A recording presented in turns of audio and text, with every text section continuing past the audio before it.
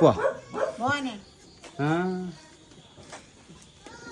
കുട്ടിയെ ഇസാ മോളെ മോളെ ഇസാ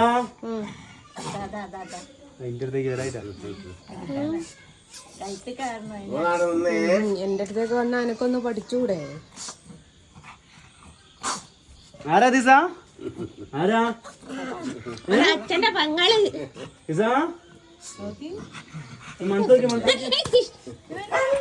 തൊട്ടിക്ക് ഞാൻ തലമണ്ണ പൊട്ടിക്കും. കൈ ഇങ്ങോട്ട് വെക്ക്.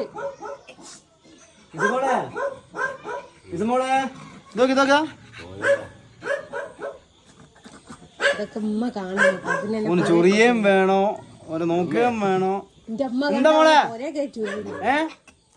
എന്താണ് ഓന്റെ ഒരു മരുവനാർന്ന് കൊരിക്കുന്നു. പോട്ടെ